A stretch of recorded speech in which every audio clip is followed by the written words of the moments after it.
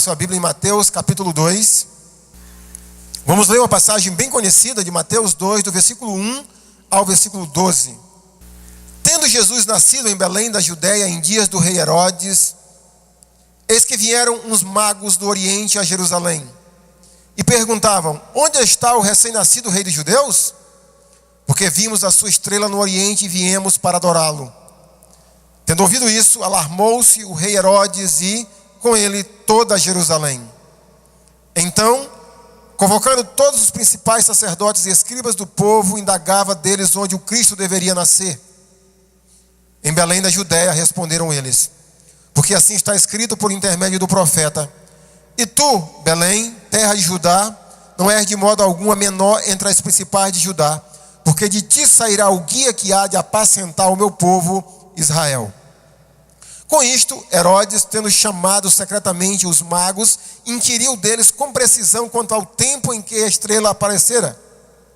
E, enviando-os a Belém, disse-lhes: ide informar-vos cuidadosamente a respeito do menino, e, quando tiverdes encontrado, avisai-me para também ir adorá-lo. Depois de ouvirem o rei, partiram. E eis que a estrela que viram no Oriente os precedia, até que, chegando, parou sobre onde estava o menino. E vendo eles a estrela, alegraram-se com grande e intenso júbilo. Entrando na casa, viram o menino com Maria, sua mãe. Prostrando-se, o adoraram, e abrindo os seus tesouros, entregaram-lhe suas ofertas, ouro, incenso e mirra. Sendo por divina advertência prevenidos em sonho, para não voltarem à presença de Herodes, regressaram por outro caminho à sua terra. Vamos orar mais uma vez. Nosso Deus, cremos que estamos na tua presença, Senhor. Cremos na presença do Senhor em nosso meio. E cremos no poder da tua palavra, meu Senhor. E nesse momento pedimos que o Senhor, por meio do teu Espírito, cative a nossa mente, abra a nossa mente, meu Senhor. Nos deixe, Senhor, presos na tua palavra, que ela possa, meu Senhor, vir ao nosso coração e fazer tudo aquilo que o Senhor predeterminou desde a fundação do mundo, Senhor. Em nome de Cristo Jesus eu te peço e agradeço. Amém. Alguns anos atrás eu li uma reportagem sobre um laboratório que, se não me engano, em 2008 para 2009, na verdade nem na época, ainda hoje é o maior laboratório científico do mundo. Um custo bilionário para que esse laboratório na fronteira entre Suíça e, se não me engano, França. E lá nesse laboratório eles iam inaugurar um aparelho, um instrumento muito caro chamado LHC. Seria a tradução a abreviatura das siglas do significado desse aparelho em inglês. E esse LHC é um acelerador de partículas. E na mentalidade dos cientistas evolucionistas, eles acreditavam que eles poderiam, por meio desse aparelho, simular o Big Bang. E acredite, eles acreditavam que por meio dessa simulação e de futuras simulações como essa, eles poderiam encontrar uma partícula chamada bóson de Higgs. Essa partícula é chamada partícula de Deus, porque, segundo os cientistas, essa partícula poderia fazer com que eles entendessem o universo. Ou seja, por que o universo é tão bem feito desse jeito? Mas é uma partícula subatômica. E um dos cientistas falou que é muito mais fácil encontrar uma agulha no meio de um palheiro do que encontrar essa partícula chamada bóson de Higgs. Por que eu estou falando essa história? Porque tem muito a ver com essa história. Aqui esses homens, chamados uns magos, não estão procurando a partícula de bóson de Higgs. Estão procurando um menino que nasceu em Belém da Judéia. Por que é uma procura difícil de se encontrar? Primeiro, de onde esses homens estavam vindo? Muito distante. Possivelmente estão vindo da Babilônia, hoje é o Iraque.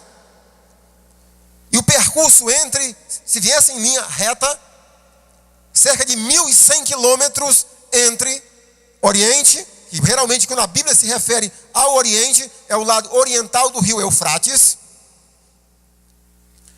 para Jerusalém.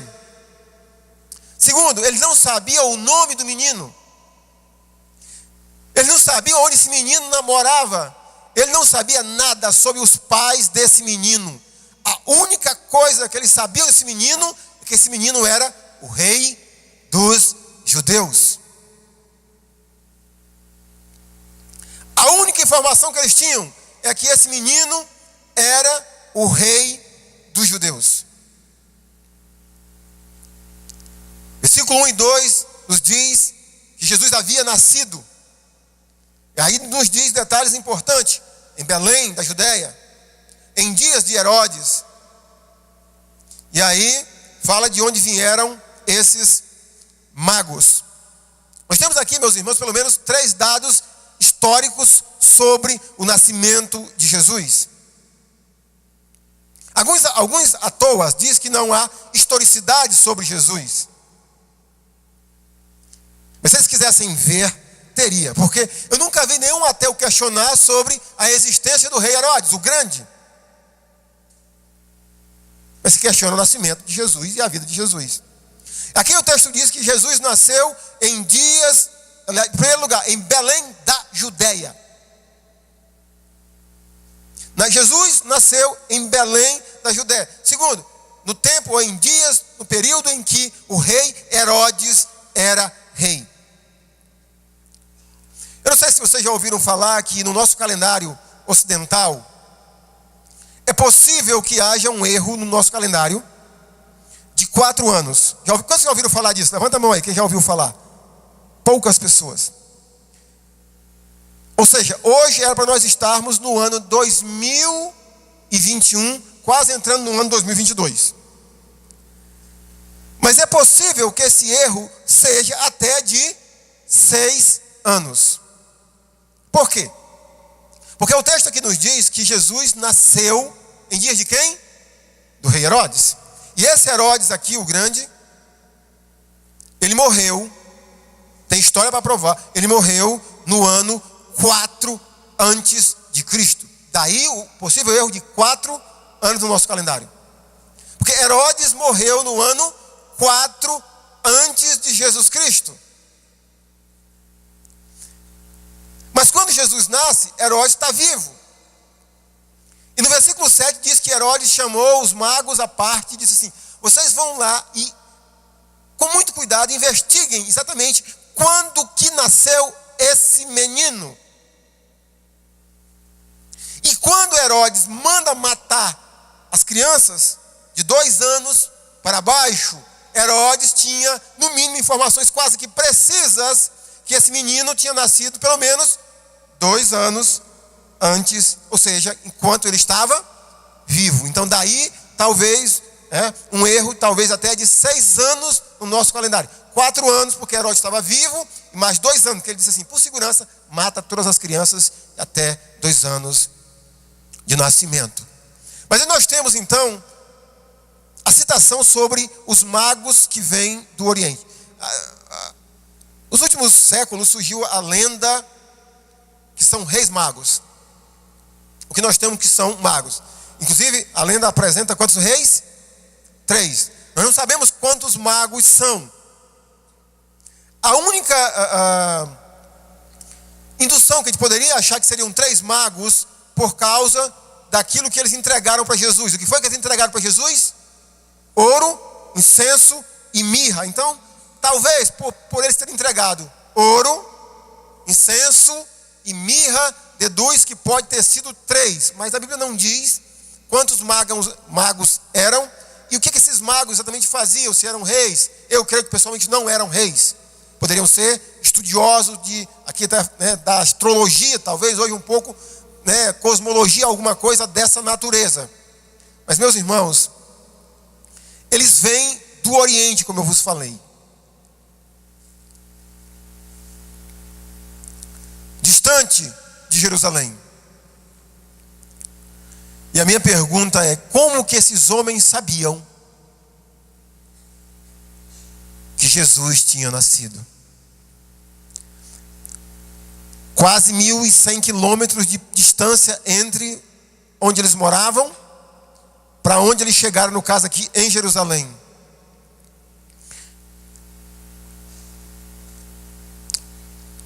Eles não tinham Bíblia com as profecias, pelo menos todas as profecias que os judeus tinham em mãos para saber sobre o nascimento desse menino. Como que eles sabiam? Aqui já no versículo 2 fala de uma estrela que apontava para o nascimento desse rei dos judeus. E muitas especulações, sobretudo depois do período da Idade Média, no período que chamamos da modernidade, a partir de estudiosos matemáticos e físicos, do que seria essa estrela. E há muitas especulações. Seria o cometa de Halley? Seria...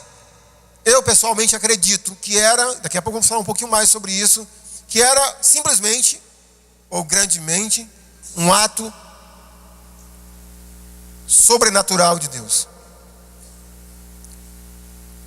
O ponto é que eles saíram do Oriente e vieram para Jerusalém à procura desse menino, que a única coisa que eles sabiam que era o rei dos judeus. Segundo os estudiosos, é possível que a informação que esses homens tinham sobre o nascimento de Jesus foi alguma coisa que, quando os judeus foram para o cativeiro na Babilônia, há mais ou menos quase 600 anos antes deste evento,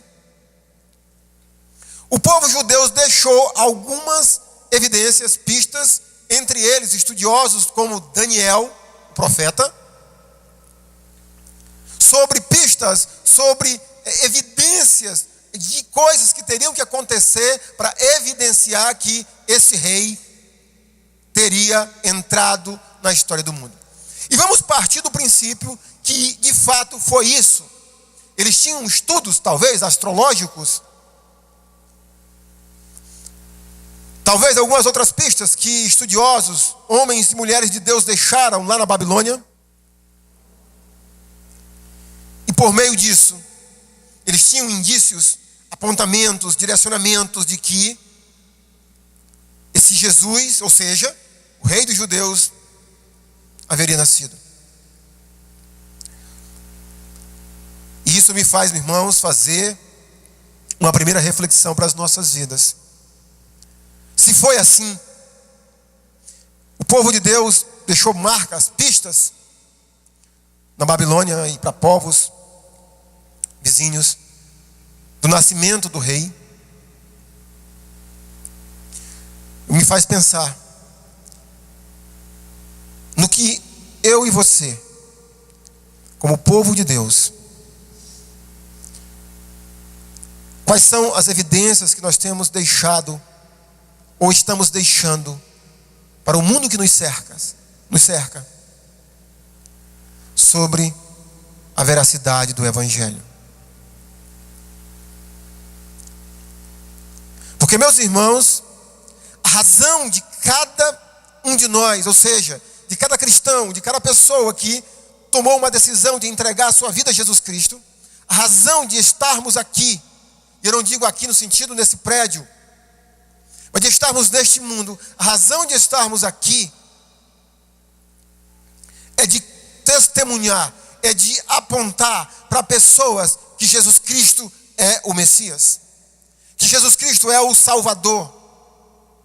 Temos que fazer tudo o que estiver ao nosso alcance, para que as pessoas, assim como esses homens, os magos, possam ter evidências, pistas, coisas que apontem para Jesus como o Salvador do mundo. Você tem feito isso? E isso, irmãos,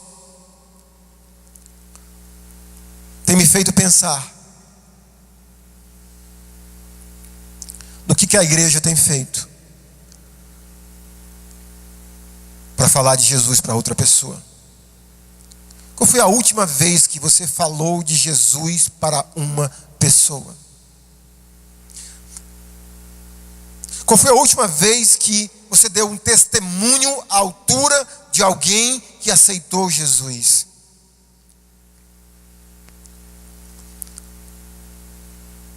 Qual foi a última vez você testemunhou a sua fé para alguém. Às vezes, irmãos chegam para mim e dizem assim: pastor, a igreja precisa de mensagens evangelísticas. E eu digo, eu concordo em parte, irmãos. Porque o evangelho, meus irmãos, deve ser pregado para quem? Me responda, o evangelho deve ser pregado para quem? Para os descrentes. Olhe para o seu lado, olhe para trás de você assim, olhe, agora faça esse exercício. Faça esse exercício.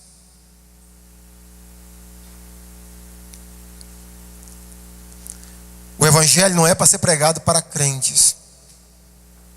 O evangelho é para ser pregado para descrentes. Se a igreja não se mobilizar tanto em pregar como em convidar pessoas para ouvir sobre Jesus, como podemos pregar o evangelho? O sentido de púlpito daqui para, não faz nenhum sentido. A igreja precisa acordar e entender que o propósito dela é: ide por todo mundo e pregai o evangelho. Às vezes me dá uma dor no coração quando eu ouço pessoas dizendo assim: pastor, mas eu não tenho o dom. Deixa eu dizer uma coisa para você, meu irmão e minha irmã, preste bem atenção. Se você encontrar no Novo Testamento ou em toda a Bíblia algum texto que nos dê a ideia de que somente os que são dotados de dom para pregar o evangelho que devem pregar, você me mostre, que eu vou jantar com você e eu ainda pago o jantar.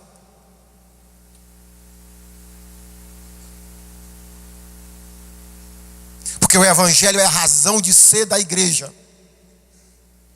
Pregar o evangelho, irmãos, é um estilo de vida de todo cristão. E se nós não pregamos o evangelho, irmãos, como é que as pessoas irão procurar Jesus? Se nós não falarmos de Jesus, como é que as pessoas vão ter a curiosidade de saber quem é Jesus? Onde eu posso encontrar Jesus?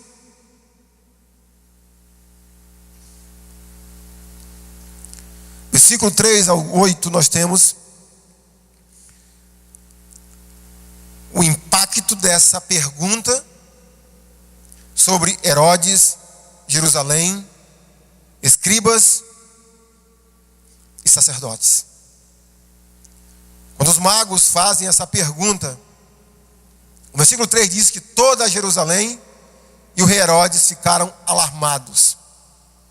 Possivelmente Herodes se alarmou-se porque Herodes deve ter pensado: Herodes é o rei dos judeus. Herodes estava vivo. Ele talvez ainda não tivesse escolhido o filho que seria o seu predecessor. É isso, né? Predecessor, vem depois, não é isso? Tá. Quem é esse menino que eu quero mandar matá-lo? Jerusalém deve ter pensado: muita gente vai morrer, porque esse homem Herodes mandou matar a mulher que ele mais amava. Imagina que ele não amava. Mandou matar 2 filhos. Então, imagina só, se naquela época tivesse Facebook, tivesse Instagram, tivesse essas coisas, gente, tinha dado um papoco. Herodes vem aí, protejam-se. Mas eu quero refletir, meus irmãos, primeiramente sobre quanta luz Herodes tinha, os habitantes de Jerusalém tinham, sacerdotes e escribas tinham para encontrar Jesus. Quando Herodes sabe da notícia, a gente olha o texto, em nenhum momento Herodes diz assim: estudiosos do nada, isso é conversa para boi dormir, não percam tempo com isso. Isso é uma lenda, isso não existe. Herodes não diz isso. Herodes chama os homens e diz assim: olha, vão lá, investiguem e me digam tudo. Porque Herodes sabia das profecias a respeito do nascimento de um dia do Messias, o rei de Judá, leão de Judá, que iria apacentar o povo de Israel. Ele sabia. Jerusalém, boa parte também sabia. Sacerdotes e escribas também sabiam. Esse grupo, ou esses grupos de pessoas, tinham muita luz, muita informação, muito esclarecimento a respeito de Jesus, mas não encontraram Jesus, porque não procuraram. É bem provável que boa parte dessas pessoas nunca tenham encontrado Jesus. Isso me faz pensar, meus irmãos, que muitos de nós,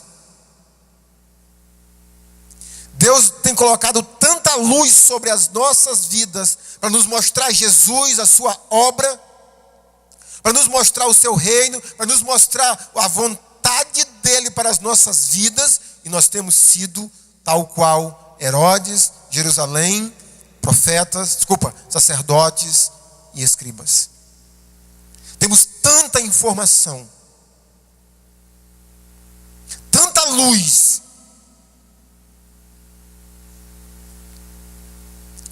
mas não o interesse de encontrar Jesus e de se submeter a Ele. Em segundo lugar, Herodes pode tipificar aqui com muita precisão o dilema no coração ou na mente de um ser humano que está à procura de Jesus. Todo ser humano que de repente é despertado sobre essa questão, sobre Jesus,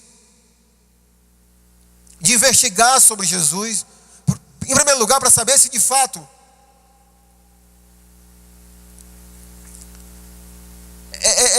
se Jesus é histórico. Eu até aconselho, eu tenho 2 excelentes livros de um escritor americano, Lee Strobel, que ele se converteu fazendo um serviço bem semelhante ao dos magos. Ele era ateu. E um dia ele foi despertado para investigar sobre Jesus.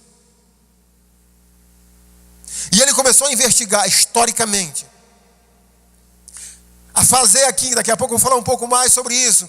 O que esses magos fizeram? A perguntar sobre pessoas, ou para pessoas que conheciam muito a respeito de história, de Bíblia, de arqueologia, de ciência. Começou a investigar.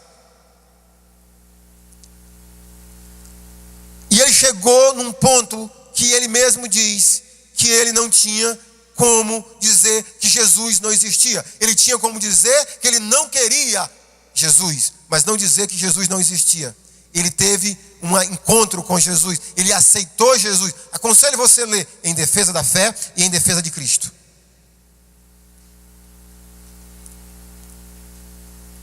Mas voltando, esse dilema que um ser humano tem quando ele começa a procurar Jesus. Qual é o dilema? De um lado ele quer encontrar Jesus.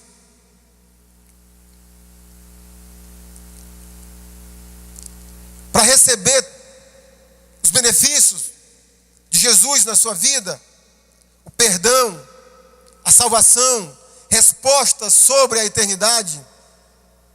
E eu estou falando baseado na minha experiência de vida. Mas tem um outro lado da nossa mente que quer matar esse Jesus. Porque nós sabemos em algum lugar da nossa consciência que não pode coexistir o meu reino e o reino de Jesus. Assim como Herodes sabia e queria matar Jesus, porque ele sabia que Jesus era o rei dos judeus e não podia coexistir o reino de Herodes e o reino de Jesus. Assim também, você e eu tentamos matar Jesus, inventar inúmeras desculpas para dizer que não encontramos Jesus, porque nós não queremos Jesus reinando, nós queremos que o nosso eu reine. Inclusive, meus irmãos, uma das coisas que tem me deixado assim, às vezes, pensativo, uma coisa que eu tenho percebido na vida de muitos de nós, que aonde a verdade ou o propósito da nossa vida deveria ser aquele propósito que norteou João Batista. Quando alguém chegou falando de Jesus para João Batista, ele disse assim: importa que ele e que eu Mas o lema de muito crente é o seguinte: importa que eu cresça e que Jesus diminua. Infelizmente. Essa é a dura verdade para a igreja. Nós não estamos interessados em que Jesus cresça nas nossas vidas. Nós não queremos matar o velho eu. Nós queremos que ele cresça e que Jesus seja assassinado cada vez mais.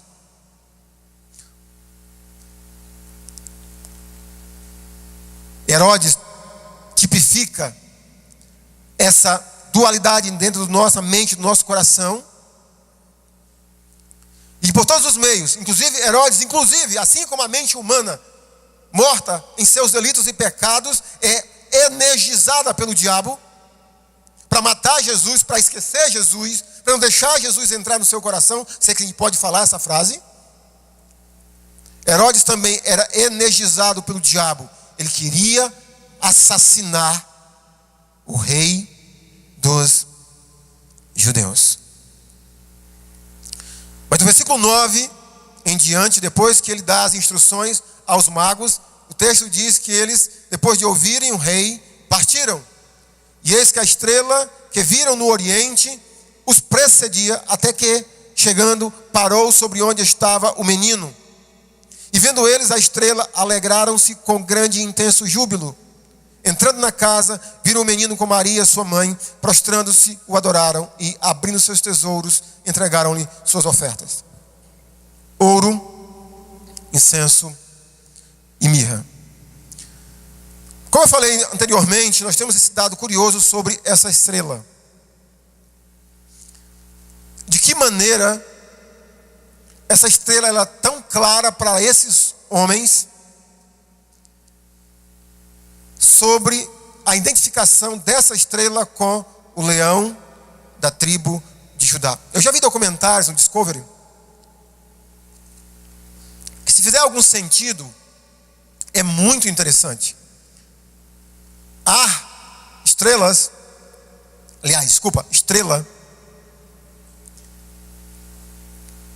na verdade são um conjunto de estrelas que parece um leão com uma coroa na cabeça. Eu não sei se foi isso. O ponto é que eles seguiram essa estrela. De repente a estrela parou. Casa, rua tal, número tal. Eles entraram. E lá encontraram o menino que eles estavam procurando. Mas eu quero refletir um pouco, meus irmãos, sobre a atitude dos magos. Com que propósito esses magos procuraram encontrar o rei dos judeus? Eles sabiam que era um menino. O texto diz. Quanto informação eles tinham sobre a vida desse rei dos judeus? Eles tinham as informações, ou algumas das informações que nós temos, que esse menino seria rei, que reinaria para sempre. Será que eles tinham essa informação que esse menino iria morrer numa cruz, ou se tornasse homem? Não sabemos. Só que eu também não creio, por evidências do texto, que esses magos vieram cerca de 1.100 quilômetros de distância à procura desse menino, somente para ver um novo rei. Imagina só. Ele chega, deixa eu ver aqui, quem tem uma criança. A Isabel, acertei? Digamos que fosse a rainha Isabel. E eu chego lá, a Isabel deve estar com 5 meses. O que eu ando muito lá no irmão Alberto, aí eu até disse, eu sei. Chega lá a Isabel, aí a Isabel é essa rainha. Aí eu chego para a Isabel, guti. Observe que quando eles chegam para esse menino, o que eles fazem? Se prostram diante. Imagina só a Isabel olhando, está doido. Eles se prostram diante desse menino. E eles adoram esse menino.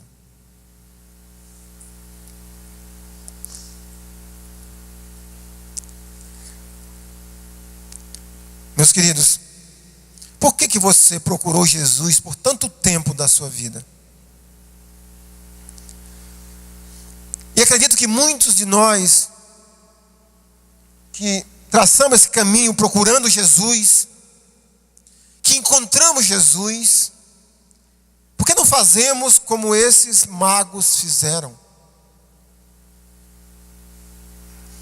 Quando encontraram Jesus, eles se submeteram a esse rei.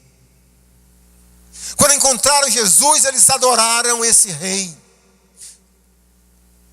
Você imagina, irmão, você consegue imaginar o que é 3 homens que poderiam até ser reis, mas estudiosos, homens interiormente cultos, chegam diante de uma criança que talvez tivesse meses de nascido e elas se prostram. Esses homens sabem que havia um rei. Esses homens sabem que esse rei quer matar esse menino. Esses homens olham para esse menino e vê a família dele, 2 camponeses, 2 pessoas pobres,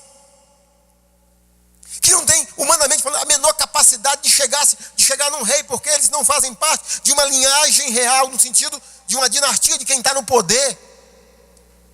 Então esses homens tinham informação sobre esse menino, sabendo, no mínimo, que esse menino é o Filho de Deus.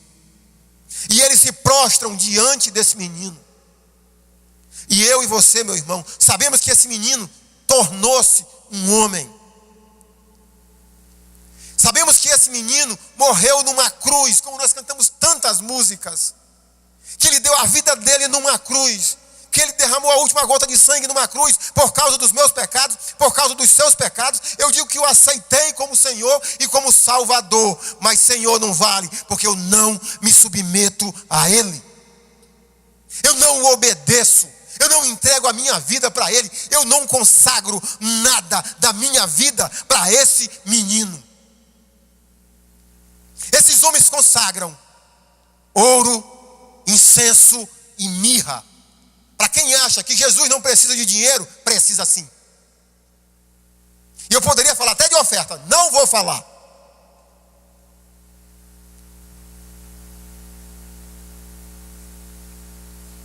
Mas a vontade é grande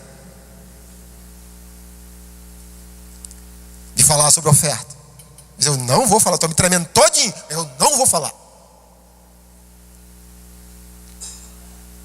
Eles viram que esse menino precisava de ouro, de incenso e de mirra. E eles consagraram.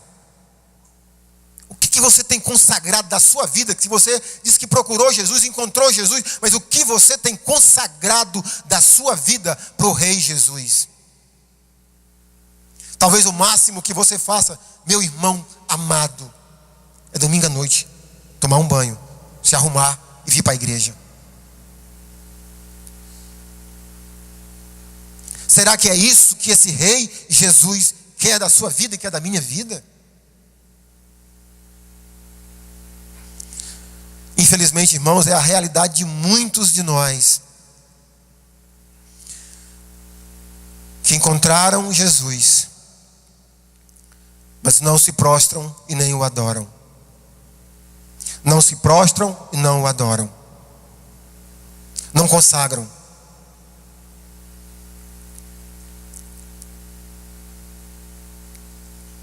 Eu não estou falando de vida perfeita.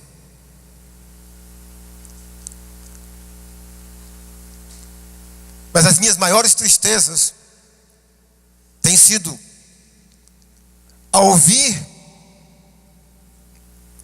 ou ver situações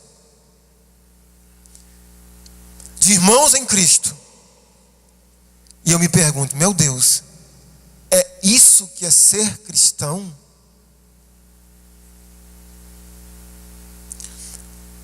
Jesus nos mandou, o Novo Testamento todo nos mandou falar a verdade uns aos, mas por que nós não fazemos? Sermos leais uns aos outros, por que nós não somos? Por que não somos autênticos, íntegros no sentido de sermos transparentes?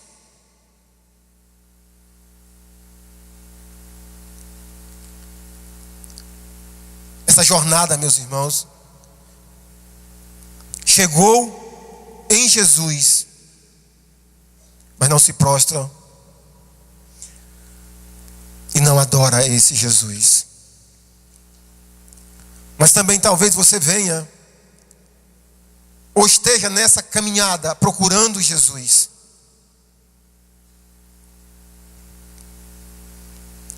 E você, talvez como Herodes, como muitos moradores de Jerusalém, sacerdotes e escribas, já tem muita luz na sua vida sobre Jesus. Mas por que você ainda não se prostrou e o adorou, dizendo: eu entrego a minha vida a ti, Jesus? Será que lhe falta ainda informação ou lhe falta submeter-se a esse Jesus?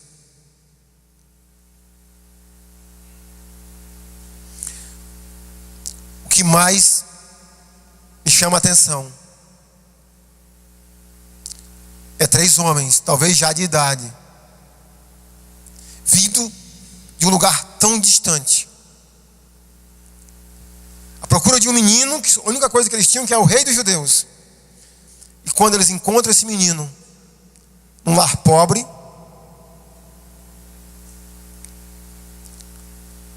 eles se prostram e adoram esse menino. Hoje à noite, nesse momento, será que não é a hora de você também fazer a mesma coisa? Se prostrar e adorar esse Jesus. Para concluir, meus irmãos, inclusive a banda já pode chegar,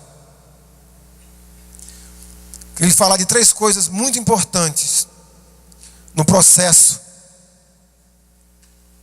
que faz parte na vida de qualquer pessoa que procurou e encontrou Jesus.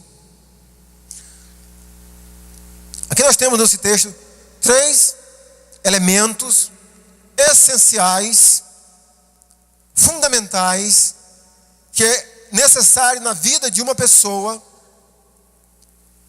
para que ela possa encontrar Jesus, se ela está procurando Jesus.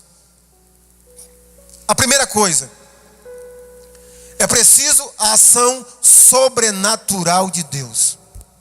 Aqui no texto, nós temos claramente uma ação sobrenatural de Deus. Uma estrela que aparece para esses homens, ainda no Oriente, e os guia eles até a cidade de Jerusalém. E depois guia eles de Jerusalém até a cidade de Belém, na Judéia. Ninguém nunca procurará Jesus se não houver uma ação sobrenatural de Deus. Lembra do que o próprio Jesus escreveu em João 6:37? Aquele que vem a mim, de modo algum o lançarei fora. Mas por outro lado, ninguém virá a Jesus se o Pai não o enviar. Então é preciso uma ação sobrenatural de Deus.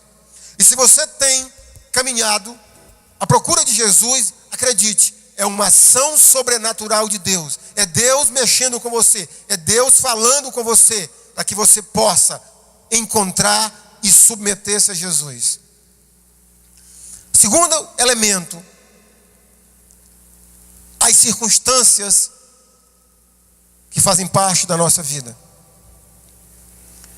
Para esses magos encontrarem Jesus, foi bem provável que, há quase 600 anos atrás, uma nação chamada Judá fosse para o cativeiro num país chamado Babilônia, e lá ficasse por um período aproximado de 70 anos, e deixassem lá marcas, evidências, sinais de que um dia esse rei viria ao mundo. As circunstâncias fazem parte. E as circunstâncias nas quais você está passando, é bem provável que tudo leve para um sentido que você encontre Jesus. E em terceiro e último lugar, é preciso a palavra de Deus.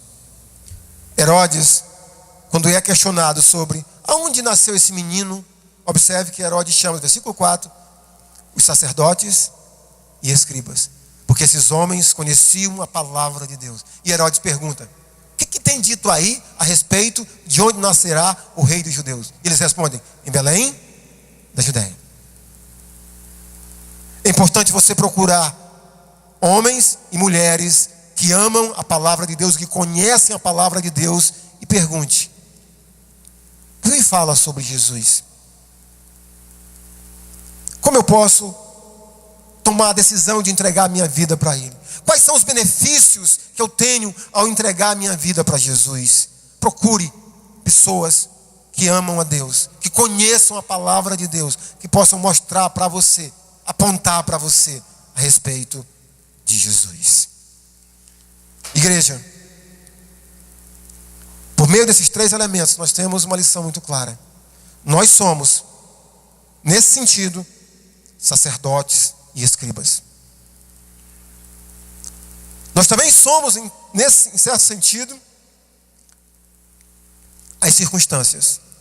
Por meio do que vivemos, do que fazemos, do que falamos, do que dizemos, circunstâncias que cercam a vida de pessoas, nossa vida precisa estar apontando como um vetor em sentido, mostrando Jesus.